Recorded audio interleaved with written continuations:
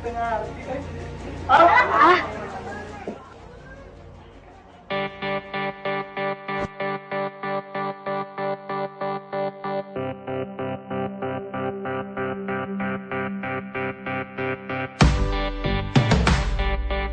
Saya baru saja menghubungi beliau tadi.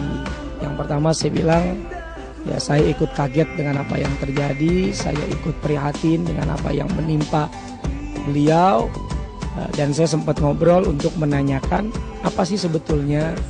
Nah, sebetulnya jawabannya simpel saja ya. Ketika beliau menginginkan sound yang agak lebih tinggi, lebih besar, di situ ternyata terjadi kesalahpahaman. Apa yang terjadi selanjutnya ya mesti beliau yang menjelaskan itu. Kalau kita kan hanya bisa melihat gambaran saja. Nah, apa yang terjadi di sana, apalagi beliau bahasa Sunda, nggak paham juga saya itu apa yang disampaikan. Ya secara pribadi dia dengan saya baik. Makanya ketika ada berita seperti ini tentu sangat mengejutkan dan mengagetkan. Saya rasa ya itu tadi, kita perlu tahu apa sebab ini. Sabab musababnya ini kan yang paling penting. Sampai sebegitunya, ini berarti ada sesuatu yang, kalau kita melihat itu sesuatu yang fatal, berarti ada sesuatu yang bisa jadi membuat beliau kenapa melakukan hal yang fatal. Nah, ini yang perlu kita cari. Nah, seperti itulah cara kita mengurai persoalan. Nah, mungkin tidak langsung tuding, tidak langsung tunjuk, tidak langsung kemudian kita ikut memberikan komentar yang jangan-jangan antara gambar dengan kenyataan berbeda. Nah, itu masing-masing ustadz memiliki karakter yang berbeda-beda begitu. Karakter Ustadz A ya seperti ini, karakter Ustadz B ya seperti itu, dan Ustadz Hariri ya begitulah Ustadz Hariri. Dan pastinya kalau untuk urusan yang kita saat ini bahas, saya juga belum tahu banyak. Saya hanya melihat via YouTube, dan itu pun tidak begitu jelas bahasa yang kita dengarkan.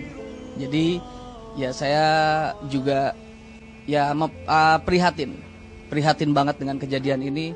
Pastinya mungkin pembelajaran juga buat semuanya, pembelajaran juga buat ustadznya juga, buat soundman-nya juga, dan pembelajaran juga pastinya buat kejadian itu.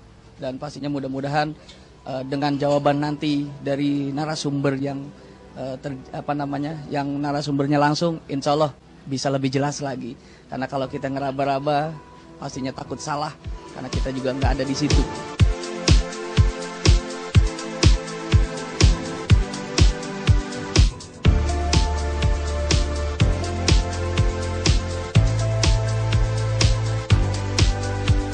Ya, namanya manusia itu punya fitrah.